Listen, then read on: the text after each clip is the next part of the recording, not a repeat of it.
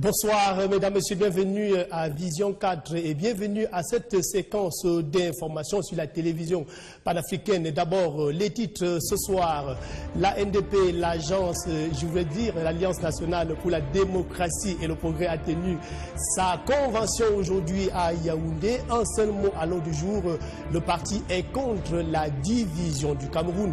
L'unité nationale a été entonnée de ce côté. La convention s'est tenue ici à Yaoundé. Autre point à l'ordre du jour, la désignation des organes constitutifs de ce parti politique. Nous en parlons dans ce journal. On en parle également avec la lutte contre Boko Haram et ce voyage de presse effectué sur la ligne de front.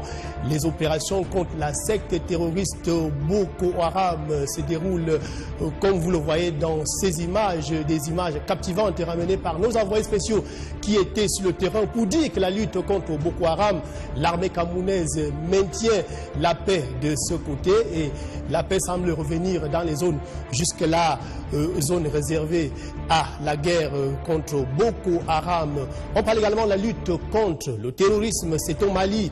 C'était une force en attente. Elle a pu démarrer ses opérations depuis le 1er novembre. C'est le G5 Sahel, la force multinationale pour combattre le terrorisme dans le Sahel, a effectivement démarré ses opérations. C'était les titres de ce journal. La suite dans un instant.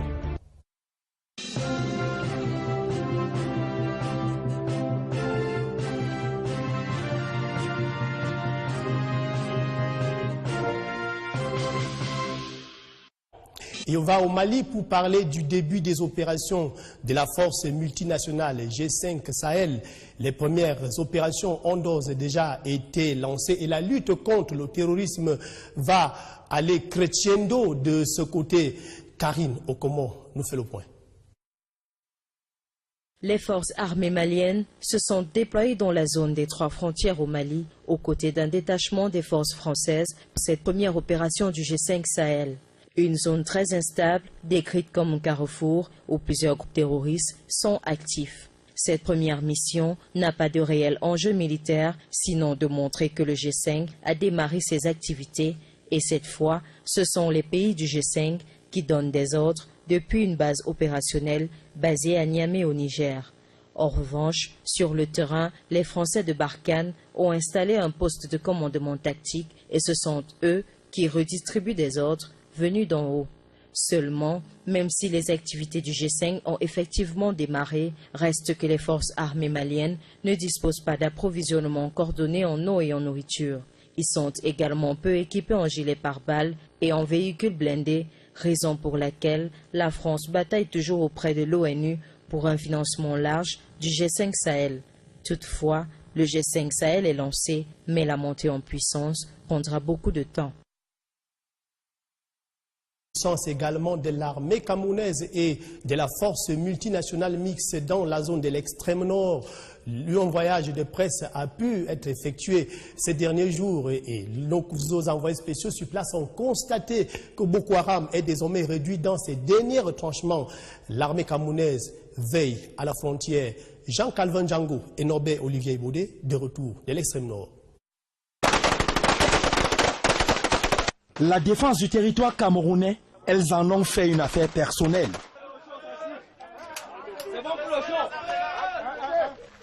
Cette détermination des forces de défense camerounaises à préserver les acquis de leur pays jusqu'au sacrifice suprême gagne en intensité chaque jour un peu plus, aussi bien sur les différentes lignes de front et frontières nationales qu'à l'intérieur du territoire. Ceci grâce à l'action conjointe des forces déployées sur les différents théâtres des opérations. Nous avons l'opération Émergence 4, nous avons la force multinationale mixte dans son secteur 1 qui est basé à Moa. C'est l'action de l'ensemble de ces forces-là qui a produit le résultat que nous avons aujourd'hui, aussi bien à Kolofata que dans l'ensemble de la zone qui avait été par le passé affectée par la secte terroriste Boko Haram. Avec cette nouvelle armature sur la ligne du front, Boko Haram est poussé à ses derniers retranchements. Une situation qui profite aux différentes localités de l'extrême nord ayant été désertées par leurs occupants respectifs. Les cas des villages Amchide et Kolofata où la vie a repris son cours normal sont toujours à mettre à l'actif des patriotes en treillis et en brodequins. Dans les différents marchés, l'on peut à nouveau s'approvisionner en denrées alimentaires L'élevage est à nouveau pratiqué parce que les éleveurs, à nouveau surmotivés par le BI, qui a récupéré des mains des assaillants quelques 4600 têtes de bœufs. Malgré ces résultats engrangés par l'armée camerounaise, l'on ne perd pas de vue que la menace terroriste n'est pas totalement écartée. Les dernières attaques de Limani le 17 octobre dernier et de Goudéry le 29 octobre avec 11 morts sur le carreau côté camerounais ne sont pas à négliger. Conscient de cette réalité et du changement des stratégies côté Boko Haram, les stratégies à réduire en ayant cette nébuleuse continuent de se multiplier. Ces tranchées creusées de part et d'autre annoncent d'ores et déjà les nouvelles couleurs de cette radicalisation totale. L'armée veille donc au grand et la paix est revenue dans l'extrême nord. Les activités ou alors la formation des populations aux technologies de l'information et de la communication va bon train de ce côté. Allons dans le Mayo d'Anaï, chef-lieu, c'est-à-dire à Yagua, découvrir cette grande cérémonie présidée par le représentant résident de l'IAI Cameroun, Armand Claude Abanda, qui allait remettre des attestations aux apprenants qui s'arriment de plus en plus aux technologies de l'information et de la communication. C'était une cérémonie colorée qui est retranscrite ici par Gaël Jakam. Ils sont 400 au total à avoir été formés à l'usage des TIC et à avoir goûté aux délices du numérique dans le département du Mayo d'Anaï. Parmi ces lauréats figurent 170 dignitaires religieux et traditionnels, au rang desquels le président du Conseil économique et social, Luc Ayan, une centaine d'enseignants et fonctionnaires, ainsi que 130 jeunes. Une formation qui a été rendue possible grâce à l'accompagnement du ministre de la Jeunesse et de l'Éducation civique, élu de ce département, Mounouna Futsu, venu soutenir le représentant résident de l'IAI Cameroun dans cette initiative. Le Mayo d'Anaï est un grand département et c'est pourquoi d'ailleurs nous avons fait de ce département l'unique qui détient un centre de formation diplômante de l'IAI. Vous savez que les étudiants, dès cette année, pourront faire 2 années d'études ici et venir faire la 3e année à Yaoundé. Les heureux bénéficiaires ont été initiés au domaine de la bureautique, des usages innovants des TIC via les réseaux sociaux, de la création des projets et des séminaires. Et chaque étudiant a son ordinateur propre où il fait 4 heures par jour pour la pratique. Donc ils sont bien outillés, bien formés et prêts à être livrés sur le marché de l'emploi dans les outils informatiques. Et pour reconnaître le mérite de cette initiative, le collectif des chefs traditionnels du département Adia, en guise de remerciement, a élevé Armand Claude Abanda au titre d'ambassadeur de la coordination des chefs traditionnels du Mayo d'Anaï à Yaoundé. Au mois de mars dernier, il avait déjà été élu notable au Sultan de Yagua et conseiller à la royauté de Pousse dans le même département.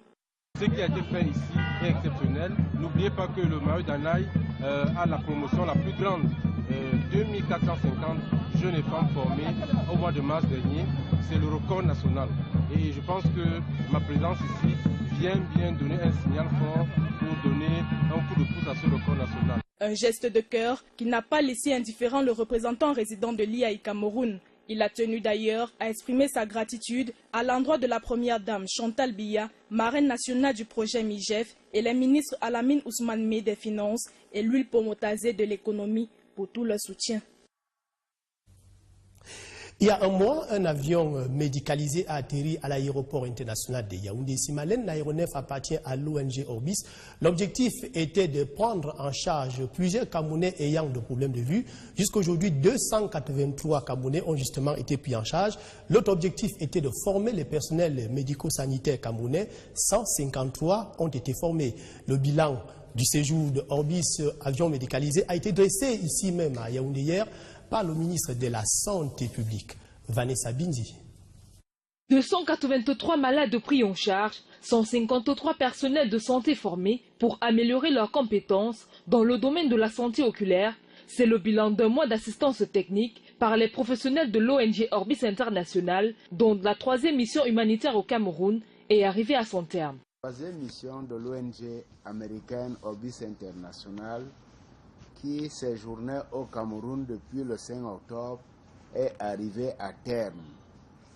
Les objectifs ont été largement atteints et le bilan après 4 semaines d'activité s'établit comme suit. 153 personnels formés, composés d'ophtalmologues, d'anesthésistes, d'infirmiers, de techniciens de maintenance, ont bénéficié de formations de haut niveau dans divers domaines de la santé oculaire. Le Flying Eye Hospital, pendant 4 semaines, a servi de lieu d'apprentissage et de perfectionnement pour les personnels de santé oculaire, dont l'objectif majeur sera désormais d'administrer des soins de qualité. Mesdames et messieurs, ce mois d'assistance technique des professionnels d'Orbis a été véritablement riche pour le secteur de la santé, et particulièrement celui des soins oculaires. Je salue donc naturellement le partenariat fructueux entre Orbis et le gouvernement du Cameroun. L'engagement de cette ONG à soutenir davantage les efforts du président de la République, son Excellence Paul Biya, efforts visant à disposer de ressources humaines qualifiées afin d'offrir à chaque Camerounais où il se trouve des soins de qualité. Bien que les objectifs de cette mission soient largement atteints, elle a tout de même fait face à quelques difficultés, notamment des retards quotidiens, l'indisponibilité des intrants pour travailler. Le ministre de la Santé publique André Mamafouda n'a pas manqué de relever le grand professionnalisme de l'ONG Orbis et les équipements de pointe de l'avion hôpital qui ont permis de prodiguer des formations de très haut niveau en l'espace d'1 mois. Ce dernier n'a pas omis de rappeler également le leitmotiv du gouvernement qui est de permettre au système de santé d'être renforcé pour une meilleure prise en charge des patients. On vous l'a dit en titre, la Convention de l'Alliance nationale pour la démocratie et le progrès, l'ANDP, a eu lieu ce jour à Yaoundé. Un seul mot, le parti est contre la division du Cameroun pour ce qui est de la crise anglophone. Autre point à l'ordre du jour, la nomination des membres de l'équipe dirigeante qui a été reconduite. Cyril Tchungi. 9 ans après son dernier congrès, l'Alliance nationale pour la démocratie et le progrès a tenu ce jour sa convention nationale. L'objectif était non seulement de renouveler l'équipe dirigeante, mais aussi de parler de la situation actuelle du parti et surtout des questions d'actualité, notamment la crise anglophone. Ce que de dire anglophone, parce que nous tous, nous sommes des anglophones et nous sommes tous des francophones. Le parti réitère que le Cameroun est un et indivisible et félicite le gouvernement pour des dispositions prises pour la résolution de la dite crise.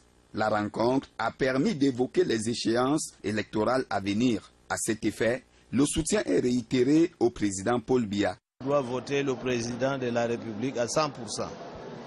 Et concernant les locaux, comme Sénat, législatifs et municipales, nous allons voter nos gens de l'ANDP pour pouvoir mettre notre ville à sa juste valeur. Il faut dire que la convention de ce jour est placée sous le signe de la croissance afin de permettre au parti d'entrer au Parlement, d'où la redéfinition des rapports entre ce parti et le RDPC. L'alliance ne veut pas dire esclave, l'esclavage. L'alliance veut dire tout simplement que je t'apporte ce que je peux t'apporter. Tu m'apportes ce que tu peux m'apporter. Et il travaille avec Paul Biya parce que Paul Biya sait qui est Amadou Moustapha. Après cette rencontre, les participants sont appelés à aller vers la base. Ceci nous permettra d'aller sur le terrain et sensibiliser le peuple camerounais en général et les militants de l'ANDP à être unis devant la politique de l'ANDP. Pour ce qui est de l'équipe dirigeante, pas grand changement. À présent, je vous amène dans les profondeurs du Sud Cameroun, dans une petite localité appelée Mahan. La localité est en quelques encablures du barrage hydroélectrique de Mvele. Problème, cette localité connaît des problèmes en alimentation électrique, le calvaire pour les populations qui ne peuvent plus faire, n'est-ce pas, des provisions dans leur frigo et congélateur. La vie est au ralenti, tel que nous décrit Baudelaire Moifou. La localité de Man, dans le département de la vallée du Ntem, région du Sud Cameroun, vit dans le noir depuis son existence. Cet arrondissement, où est construit le barrage hydroélectrique de Mvele et qui compte 56 villages, subit de plein fouet le manque de l'énergie électrique. Les fils électriques qui appentent la ville ne servent à rien, simple décoration. Un calvaire pour les populations dans cette partie du pays. Vous voyez que pour qu'on fait 2 tenues par jour, ce n'est pas facile parce qu'on pédale. Et en plus, pour repasser, c'est difficile parce qu'on repasse avec le fer à charbon. Parfois, quand tu veux repasser, il n'y a pas de charbon, parfois il n'y a pas le feu. Ce qui fait qu'on livre même les habits sans repasser. Donc nous, on a trop de problèmes par rapport au courant. Pour charger un téléphone comme ça, c'est des problèmes. Là où je rentre chez moi, j'éteins pour économiser au moins la batterie. Donc il faut vraiment la lumière ici là. Les groupes électrogènes sont les dernières voies de recours et difficile pour le citoyen lambda d'en avoir accès. Moi, je dépense minimum. En minimum, je dépense 25 000 francs le mois, juste pour démarrer le groupe. Parce que moi, j'ai un groupe qui démarre à 3 litres et ça me fait 3 heures à 3 heures et demie. 3 litres de carburant ici à Man, c'est 2400. Et juste ça, là, c'est juste peut-être 3 heures de temps. Hein. On arrête aussi. Comme ça. Et tout le monde n'a pas la possibilité de le faire. Donc, les gens sont dans le noir. Le manque d'électricité a pour conséquence la hausse des produits de grande consommation. Le cas, par exemple, du maquereau. Pour manger le maquereau ici, les gars viennent de la ville, on les appelle encore popom, ils viennent avec les motos. Et quand ils viennent, c'est trop cher. Le kilo de maquereau qu'on pouvait acheter à un prix normal, on l'achète à 2000 francs. Le pain qu'on mange à Man, ça ne vient pas de Man, ça vient d'ailleurs. Et qui a désormais, c'est-à-dire qui a qualité douteuse, puisqu'on ne sait pas comment on fait pour arriver à Man. Et ce pain est d'ailleurs cher aussi. Pour fabriquer une fenêtre, pour avoir une fenêtre, il faut d'abord aller à Ebolova, aller passer la commande à Ebolova. Ouais, donc seulement le transport. Alors que Man a la forêt, la brousse, on ne peut pas vivre sans électricité. En attendant l'énergie électrique qui viendra du barrage de Mambele, une demande a été introduite au ministère de l'économie, de la planification et de l'aménagement du territoire pour la subvention d'une centrale thermique dans la ville de Man. Dans la corporation, il y a des réseaux des journalistes par secteur d'activité avec justement leur calendrier d'activité. Hier, c'était le réseau des journalistes culturels du Cameroun qui a organisé une grande soirée. C'était dans un temple de la culture appelé les hommes d'honneur ici à Yaoundé. Occasion pour ces hommes de culture de se frotter aux musiciens. Vous allez découvrir dans les images qui vont suivre que des journalistes sont aussi d'excellents chanteurs. Le compte est rendu de cette soirée avec un journaliste culturel, Nathan Amougou. Ils ont répondu présents hier au cabaret Les Hommes d'honneur, 6 au quartier Kondengui à Yaoundé. Les journalistes de la presse privée et publics membres du réseau national des journalistes culturels pour la soirée Oscool, soirée de détente qui avait pour objectif majeur de raffermir et consolider les liens de confraternité à travers la culture.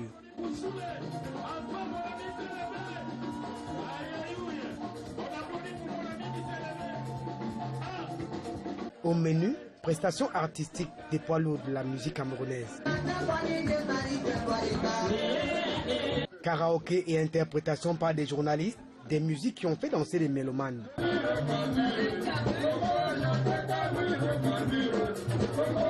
Sanctionnée par un dîner, cette deuxième édition After Work du réseau national des journalistes culturels du Cameroun a prouvé au public, venu nombreux, que ces professionnels du micro et de la plume peuvent également se définir dans d'autres domaines.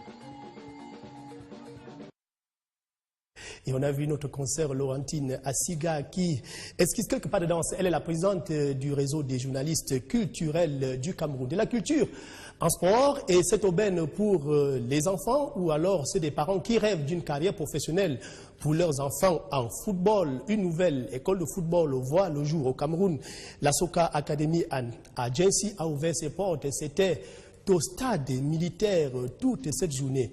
Maximo Tchabak revient sur cette cérémonie. Une dizaine de centres de formation présents au stade militaire de Yaoundé ce samedi 4 novembre pour accueillir, comme cela se doit, l'arrivée de la jeune école de football, la Soccer Academy à Djensi. Dans les tribunes, plusieurs visages importants du football tels Roger Mila, Céline Eko, Augustin Edjoua, l'ancien ministre camerounais des Sports, mais aussi la star des Lions indomptables Gaël Nganamui.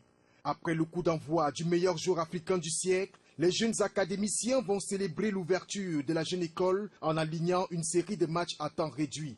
Du spectacle, des buts, les jeunes se sont amusés, ce qui réjouit l'organisation. Je suis satisfait de ce que j'ai pu voir.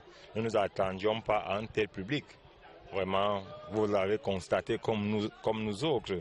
Le public a été merveilleux. Les enfants ont été excellents. Le service a été professionnel. Comme j'ai toujours dit, nous sommes des professionnels. Le football jeune au Cameroun a de la matière. Il demande juste à être encouragé. L'initiative a périné quand même, parce que beaucoup aujourd'hui pensent que dès qu'on est un peu grand, ça veut dire qu'on doit jouer au football. Non, je crois que le football, il commence à la base. Et vous connaissez un peu mon passé dans le sport. Quand j'étais chef d'établissement, quand j'étais président de la fédération, puis plus tard ministre des Sports, je continue à encourager la jeunesse dans ses activités en général et dans le sport en particulier. À côté, il existe déjà des modèles sur lesquels ces jeunes pourraient s'appuyer. J'espère qu'elles vont persévérer parce que nous avons besoin de ça, nous avons besoin d'une relève pour demain. Et je soutiens l'initiative et je dis beaucoup de courage à mes soeurs qu'elles ne lâchent pas et qu'elles doivent vraiment bosser. La Soccer Academy and Agency formera les jeunes filles et garçons âgés de 7 à 19 ans dans le football classique et en salle.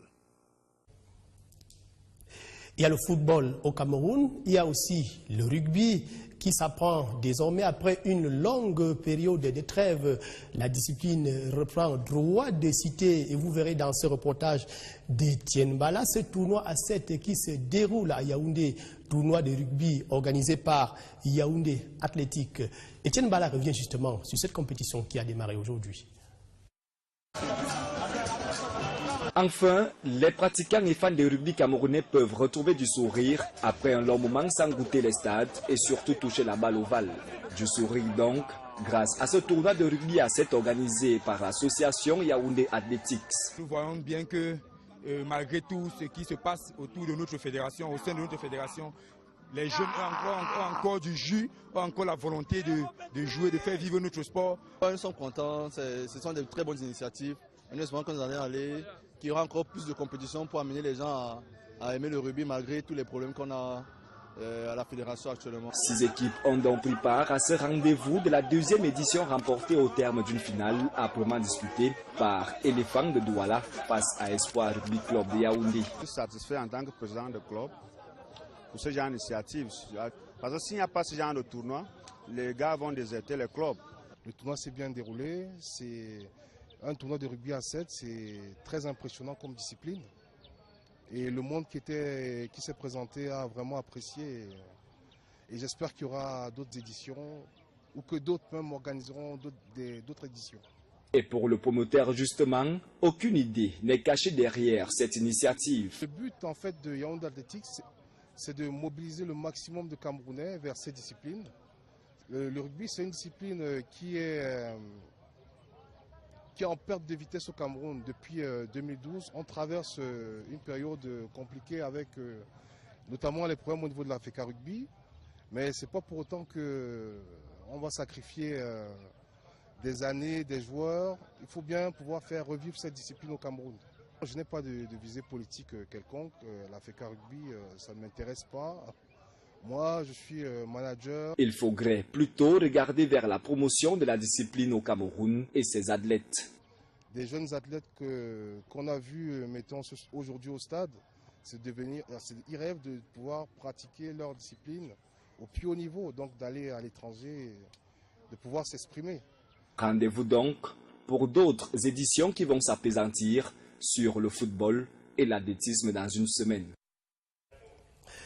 Je vous amène dans le département du Mbam et Noubou. Là-bas, le préfet du département vient d'entamer une tournée socio-politique. C'est prévu dans le calendrier de la préfectorale. Escale à Nitoukou, à la découverte de cet arrondissement du département du Mbam et Noubou.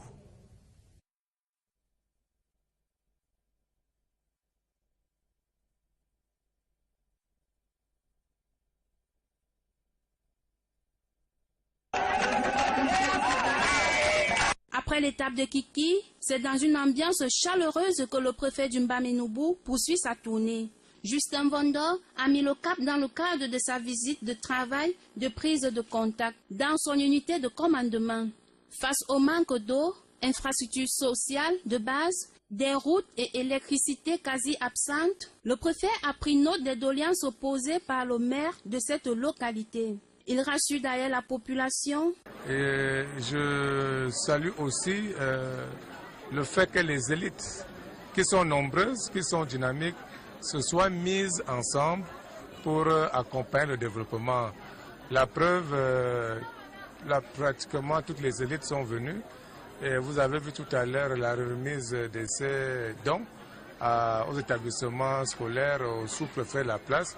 C'est ce que nous souhaitons dans le cadre de l'accompagnement du développement. Il a également forgé son message de circonstance sur la devise de notre pays. Pour que chacun puisse apporter sa contribution au développement, pour que l'émergence soit une réalité et que nous manifestions notre amour de la patrie en respectant les institutions et ceux qui les incarnent, mais aussi en vivant ensemble pour que cette paix puisse permettre que la prise en charge des populations soit une réalité. La visite s'est poursuivie dans certaines exploitations agricoles où le numéro 1 du Mbamenoubou a touché du doigt les réalités du terrain. Lorsque l'église catholique paroisse de Ndjomelen rend hommage à une dame qui a servi l'église tout au long de sa vie, Madeleine Aboudi veuve Abega Obama, qui repose désormais en Volier, a eu cet hommage à titre posthume ce jour ici même à Yaoundé, après avoir servi pendant 25 ans à l'église catholique paroisse Ndjomelen dans les Kwan Maria. Elle est également la mère du directeur d'exploitation du groupe L'Anecdote. Aujourd'hui, c'est un hommage unanime qui lui a été rendu. Sandine Manza. Il était environ 17 heures quand Madeleine Aboudi, veuve Abega Obama, a été conduite en sa dernière demeure au cimetière de Volier en présence de sa famille nucléaire et de nombreux amis, marqués par une prière dite de mort. Par l'infiniment grand, l'infiniment petit,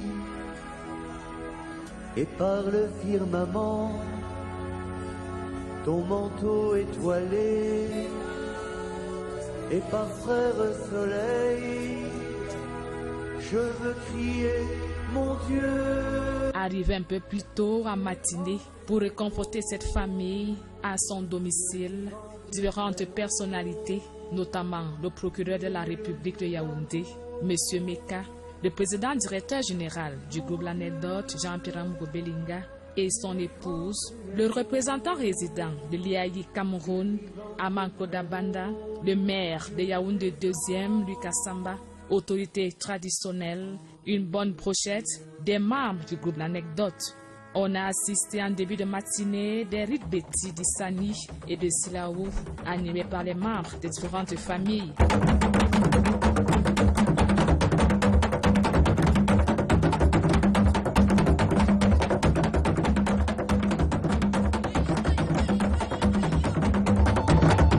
Et pour réconforter les membres de cette famille, affligés et tourmentés, le prédicateur ira puiser dans les Saintes Écritures, notamment dans la deuxième lecture de Saint Paul apôtre aux Philippiens. Il insistera sur le mystère pascal qui a permis de vaincre la mort, les qualités de cette femme de cœur. Il loue et surtout sa disponibilité, un modèle de persévérance à la suite du Christ. Plusieurs témoignages viendront retracer la vie et l'œuvre de la défunte, notamment les femmes de la Vierge Marie et Kwan Maria, ses filles et son fils. Madeleine Aboudi, matriarche des femmes Fokatemingue, a fait ses études primaires au quartier Hawaï, ici même à Yaoundé. Présidente et membre de plusieurs associations, elle a reçu tour à tour plusieurs médailles et diplômes dans l'archidiocèse de Yaoundé pour son engagement. Au moment où elle est rappelée à Dieu, le célébrant principal, l'abbé Georges Philippe, invite à une profonde reconversion et à un changement de regard sur le visage de l'autre, afin que Dieu accueille Maman Madeleine dans la paix et la lumière de son royaume.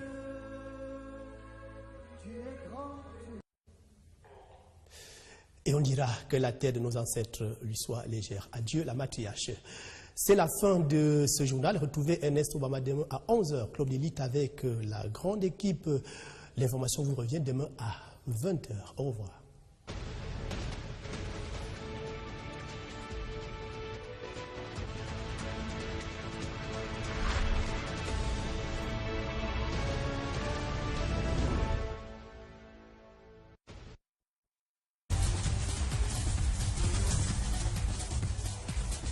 Et contre la division du Cameroun pour ce qui est de la crise anglophone. Autre point à l'ordre du jour, la nomination des membres de l'équipe dirigeante qui a été reconduite. Cyril Tchungui. 9 ans après son dernier congrès, l'Alliance nationale pour la démocratie et le progrès a tenu ce jour sa convention nationale. L'objectif était non seulement de renouveler l'équipe dirigeante, mais aussi de parler de la situation actuelle du parti et surtout des questions d'actualité, notamment la crise anglophone. Ouest Sud est ce que de dire anglophone, parce que nous tous, nous sommes des anglophones et nous sommes tous des francophones. Le parti réitère que le Cameroun est un et indivisible et félicite le gouvernement pour des dispositions prises pour la résolution de la dite crise. La rencontre a permis d'évoquer les échéances électorales à venir. À cet effet, le soutien est réitéré au président Paul Biya. On doit voter le président de la République à 100%. Et concernant les locaux, comme Sénat, législatifs et municipal, nous allons voter nos gens de l'ANDP pour pouvoir mettre notre ville à sa juste valeur. Il faut dire que la convention de ce jour est placée sous le signe de la croissance afin de permettre au parti d'entrer au Parlement, d'où la redéfinition des rapports entre ce parti et le RDPC. L'alliance ne veut pas dire esclave, l'esclavage. L'alliance veut dire tout simplement que je t'apporte ce que je peux t'apporter. Tu m'apportes ce que tu peux m'apporter. Et il travaille avec Paul Biya parce que Paul Biya sait qui est Amadou Moustapha. Après cette rencontre, les participants sont appelés à aller vers la base. Si nous permettra d'aller sur le terrain et sensibiliser le peuple camerounais en général et les militants de l'ANDP à être unis devant la politique de l'ANDP. Pour ce qui est de l'équipe dirigeante, pas grand changement. À présent, je vous amène dans les profondeurs du Sud Cameroun, dans une petite localité appelée Mahan. La localité est en quelques encablures du barrage hydroélectrique de Mvele. Problème, cette localité connaît des problèmes en alimentation électrique, le calvaire pour les populations qui ne peuvent plus faire, n'est-ce pas, des provisions dans leurs frigos et congélateurs. La vie est au ralenti, tel que nous décrit Baudelaire Moifou.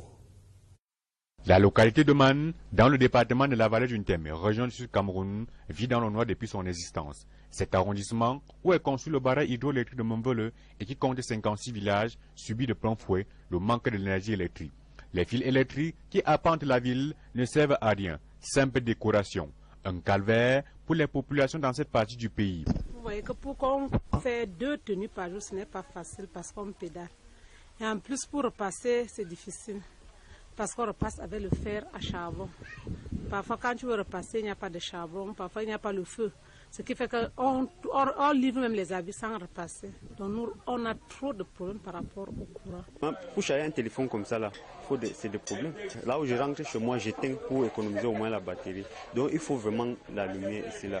Les groupes électrogènes sont les dernières voies de recours. Et difficile pour le citoyen lambda d'en avoir accès. Moi, je dépense minimum. Un minimum, je dépense 25 000 francs le mois, juste pour démarrer le groupe. Parce que moi, j'ai un groupe qui démarre à 3 litres et ça me fait 3 heures à 3 heures et demie. 3 litres de carburant ici à Man, c'est 2400. Et juste ça, là, c'est juste peut-être 3 heures de temps. Hein. On arrête aussi. Comme ça. Et tout le monde n'a pas la possibilité de le faire. Donc, les gens sont dans le noir. Le manque d'électricité a pour conséquence la hausse des produits de grande consommation. Le cas, par exemple, du maquereau. Pour manger le maquereau ici, les gars viennent de la ville, on les appelle encore popom, ils viennent avec les motos. Et quand ils viennent, c'est trop cher. Le kilo de maquereau qu'on pouvait acheter à un prix normal, on l'achète à 2000 francs. Le pain qu'on mange à Man, ça ne vient pas de Man, ça vient d'ailleurs. Et qui a désormais, c'est-à-dire qui a qualité douteuse. puisqu'on ne sait pas comment on fait pour arriver à Man, et ce point est d'ailleurs cher aussi, pour fabriquer une fenêtre, pour avoir une fenêtre, il faut d'abord aller à Ebolova, aller passer la commande à Ebolova. Ouais, donc seulement le transport. Alors que Man a la forêt, la brousse, on ne peut pas vivre sans électricité. En attendant l'énergie électrique qui viendra du barrage de Mambele, une demande a été introduite au ministère de l'économie, de la planification et de l'aménagement du territoire pour la subvention d'une centrale thermique dans la ville de Man. Dans la corporation, il y a des réseaux des journalistes par secteur d'activité avec justement leur calendrier d'activité. Hier, c'était le réseau des journalistes culturels du Cameroun qui a organisé une grande soirée. C'était dans un temple de la culture appelé les Hommes d'honneur ici à Yaoundé. Occasion pour ces hommes de culture de se frotter aux musiciens. Vous allez découvrir dans les images qui vont suivre que des journalistes sont aussi d'excellents chanteurs. Le compte rendu de cette soirée avec un journaliste culturel, Nathan Amougou.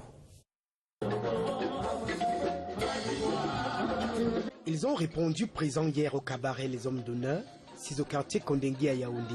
Les journalistes de la presse privée et publics membres du réseau national des journalistes culturels pour la soirée Oscol, soirée de détente qui avait pour objectif majeur de raffermir et consolider les liens de confraternité à travers la culture.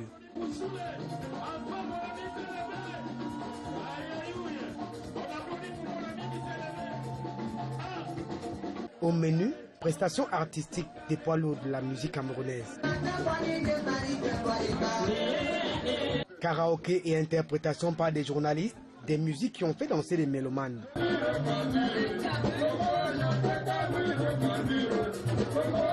Sanctionnée par un dîner, cette deuxième édition After Work du réseau national des journalistes culturels du Cameroun a prouvé au public, venu nombreux, que ces professionnels du micro et de la plume peuvent également se définir dans d'autres domaines.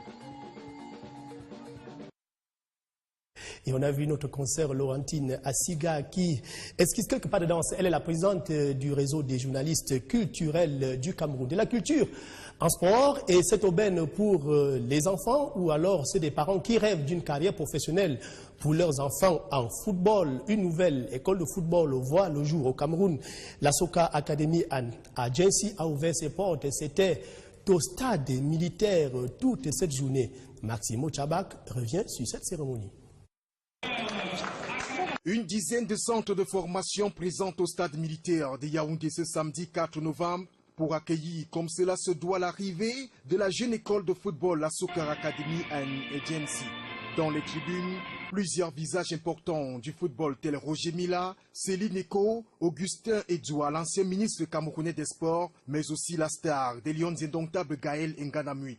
Après le coup d'envoi du meilleur joueur africain du siècle, les jeunes académiciens vont célébrer l'ouverture de la jeune école en alignant une série de matchs à temps réduit. Du spectacle, des buts, les jeunes se sont amusés, ce qui réjouit l'organisation. Je suis satisfait de ce que j'ai pu voir. Nous ne nous attendions pas à un tel public. Vraiment, vous l'avez constaté comme nous autres. Le public a été merveilleux. Les enfants ont été excellents. Le service a été professionnel. Comme j'ai toujours dit, nous sommes des professionnels. La défense du territoire camerounais, elles en ont fait une affaire personnelle.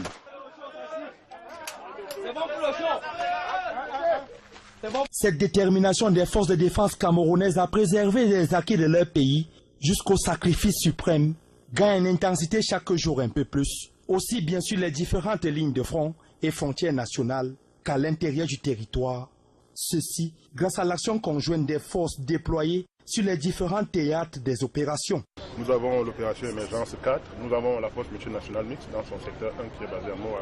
C'est l'action de l'ensemble de ces forces-là qui a produit le résultat que nous avons aujourd'hui, aussi bien à Kolofata que dans l'ensemble de la zone qui avait été par le passé affectée par la secte terroriste Boko Haram. Avec cette nouvelle armature sur la ligne du front, Boko Haram est poussé à ses derniers retranchements. Une situation qui profite aux différentes localités de l'extrême nord ayant été désertées par leurs occupants respectifs. Les cas des villages Amchide et Kolofata où la vie a repris son cours normal sont toujours à mettre à l'actif des patriotes en treillis et en brodequins. Dans les différents marchés, l'on peut à nouveau s'approvisionner en denrées alimentaires. L'élevage est à nouveau pratiqué parce que les éleveurs, à nouveau surmotivés, par le BI, qui a récupéré des mains des assaillants quelques 4600 têtes de bœufs.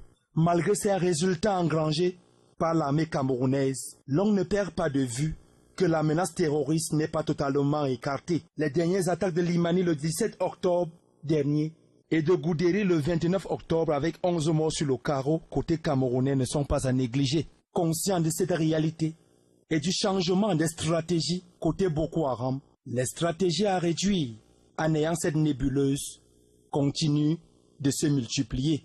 Ces tranchées creusées de part et d'autre annoncent d'ores et déjà les nouvelles couleurs de cette radicalisation totale. L'armée veille donc au grand et la paix est revenue dans l'extrême nord. Les activités ou alors la formation des populations aux technologies de l'information et de la communication va bon train de ce côté. Allons dans le Mayo d'Anaï, chef-lieu, c'est-à-dire à Yagua, découvrir cette grande cérémonie présidée par le représentant résident de l'IAI Cameroun, Armand Claude Abanda, qui allait remettre des attestations aux apprenants qui s'arriment de plus en plus aux technologies de l'information et de la communication. C'était une cérémonie colorée qui est retranscrite ici par Gaël Djakam. Ils sont 400 au total à avoir été formés à l'usage des TIC et à avoir goûté aux délices du numérique dans le département du Mayo d'Anaï. Parmi ces lauréats figurent 170 dignitaires religieux et traditionnels, au rang desquels le président du Conseil économique et social, Luc Ayan, une centaine d'enseignants et fonctionnaires, ainsi que 130 jeunes. Une formation qui a été rendue possible grâce à l'accompagnement du ministre de la Jeunesse et de l'Éducation civique, élu de ce département, Mounouna Futsu, venu soutenir le représentant résident de l'IAI Cameroun dans cette initiative. Le Mayo d'Anal est un grand département et c'est pourquoi d'ailleurs nous avons fait de ce département l'unique qui détient un centre de formation diplômante de l'IAI. Vous savez que les étudiants, dès cette année, pourront faire 2 années d'études ici et venir faire la 3e année à Yaoundé. Les heureux bénéficiaires ont été initiés au domaine de la bureautique, des usages innovants des TIC via les réseaux sociaux, de la création des projets et des séminaires. Et chaque étudiant a son ordinateur propre où il fait 4 heures par jour pour la pratique. Donc ils sont bien outillés, bien formés et prêts à être livrés sur le marché de l'emploi dans les outils informatiques. Et pour reconnaître le mérite de cette initiative, le collectif des chefs traditionnels du département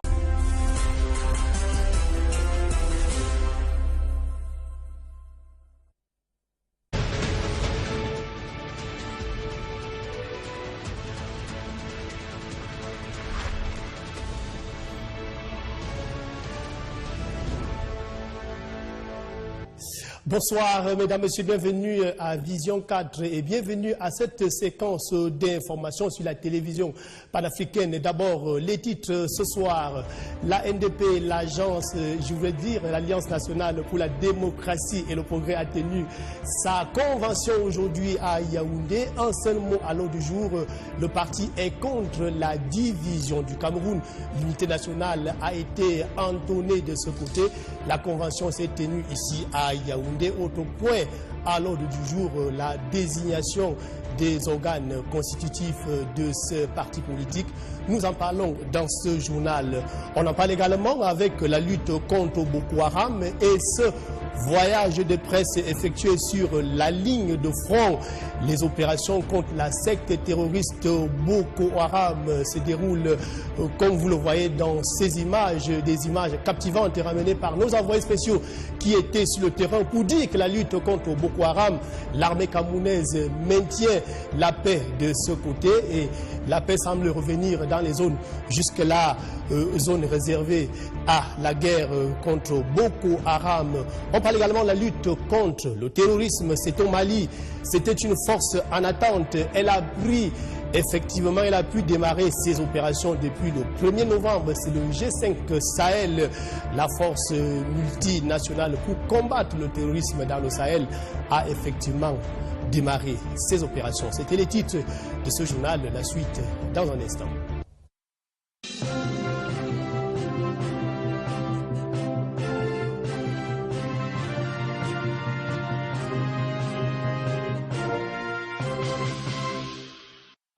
Et on va au Mali pour parler du début des opérations de la force multinationale G5 Sahel. Les premières opérations ont d'ores et déjà été lancées et la lutte contre le terrorisme va aller crescendo de ce côté. Karine Okomo nous fait le point. Les forces armées maliennes se sont déployées dans la zone des 3 frontières au Mali, aux côtés d'un détachement des forces françaises pour cette première opération du G5 Sahel. Une zone très instable, décrite comme un carrefour où plusieurs groupes terroristes sont actifs. Cette première mission n'a pas de réel enjeu militaire, sinon de montrer que le G5 a démarré ses activités et cette fois, ce sont les pays du G5 qui donnent des ordres depuis une base opérationnelle basée à Niamey au Niger. En revanche, sur le terrain, les Français de Barkhane ont installé un poste de commandement tactique et ce sont eux qui redistribuent des ordres venus d'en haut. Seulement, même si les activités du G5 ont effectivement démarré, reste que les forces armées maliennes ne disposent pas d'approvisionnement coordonné en eau et en nourriture. Ils sont également peu équipés en gilets pare-balles et en véhicules blindés, raison pour laquelle la France bataille toujours auprès de l'ONU pour un financement large du G5 Sahel. Toutefois, le G5 Sahel est lancé, mais la montée en puissance prendra beaucoup de temps. Également de l'armée camerounaise et de la force multinationale mixte dans la zone de l'extrême nord. Un voyage de presse a pu être effectué ces derniers jours et nos envoyés spéciaux sur place ont constaté que Boko Haram est désormais réduit dans ses derniers retranchements. L'armée camerounaise veille à la frontière. Jean-Calvin Django et Norbert Olivier Baudet de retour de l'extrême nord. Adia, en guise de remerciement, a élevé Armand Claude Abanda au titre d'ambassadeur de la coordination des chefs traditionnels du Mayo Danaï à Yaoundé. Au mois de mars dernier, il avait déjà été élu notable au Sultan de Yagua et conseiller à la royauté de Pousse dans le même département. Ce qui a été fait ici est exceptionnel. N'oubliez pas que le Mayo Danaï a la promotion la plus grande. 2450 jeunes et femmes formées au mois de mars dernier. C'est le record national. Et je pense que ma présence ici vient bien donner un signal fort pour donner un coup de pouce à ce record national. Un geste de cœur qui n'a pas laissé indifférent le représentant résident de l'IAI Cameroun. Il a tenu d'ailleurs à exprimer sa gratitude à l'endroit de la première dame Chantal Biya, marraine nationale du projet MIGEF, et les ministres Alamine Ousmane Mé des Finances et Louis Pomotazé de l'économie pour tout leur soutien. Il y a un mois, un avion médicalisé a atterri à l'aéroport international de Yaoundé-Simalène. L'aéronef appartient à l'ONG Orbis. L'objectif était de prendre en charge plusieurs Camerounais ayant des problèmes de vue. Jusqu'aujourd'hui, 283 Camerounais ont justement été pris en charge. L'autre objectif était de former les personnels médico-sanitaires camerounais. 153 ont été formés. Le bilan du séjour de Orbis, avion médicalisé, a été dressé ici même à Yaoundé hier par le ministre de la Santé publique, Vanessa Binzi. 283 malades pris en charge, 153 personnels de santé formés pour améliorer leurs compétences dans le domaine de la santé oculaire. C'est le bilan d'un mois d'assistance technique par les professionnels de l'ONG Orbis International, dont la 3e mission humanitaire au Cameroun est arrivée à son terme. La 3e mission de l'ONG américaine Orbis International, qui séjournait au Cameroun depuis le 5 octobre, est arrivé à terme. Les objectifs ont été largement atteints et le bilan après 4 semaines d'activité s'établit comme suit. 153 personnels formés, composés d'ophtalmologues, d'anesthésistes, d'infirmiers, de techniciens de maintenance, ont bénéficié de formations de haut niveau dans divers domaines de la santé oculaire. Le Flying Eye Hospital, pendant 4 semaines, a servi de lieu d'apprentissage et de perfectionnement pour les personnels de santé oculaire, dont l'objectif majeur sera désormais d'administrer des soins de qualité. Mesdames et messieurs, ce mois d'assistance technique des professionnels d'Orbis a été véritablement riche pour le secteur de la santé, et particulièrement celui des soins oculaires. Je salue donc naturellement le partenariat fructueux entre Orbis et le gouvernement du Cameroun. L'engagement de cette ONG à soutenir davantage les efforts du président de la République, son Excellence Paul Biya, efforts visant à disposer de ressources humaines qualifiées afin d'offrir à chaque Camerounais où il se trouve des soins de qualité. Bien que les objectifs de cette mission soient largement atteints, elle a tout de même fait face à quelques difficultés, notamment des retards quotidiens, l'indisponibilité des intrants pour travailler. Le ministre de la Santé publique André Mamafouda n'a pas manqué de relever le grand professionnalisme de l'ONG Orbis et les équipements de pointe de l'avion hôpital qui ont permis de prodiguer des formations de très haut niveau en l'espace d'un mois. Ce dernier n'a pas omis de rappeler également le leitmotiv du gouvernement qui est de permettre au système de santé d'être renforcé pour une meilleure prise en charge des patients. On vous l'a dit en titre, la Convention de l'Alliance nationale pour la démocratie et le progrès, l'ANDP, a eu lieu ce jour à Yaoundé. Un seul mot, le parti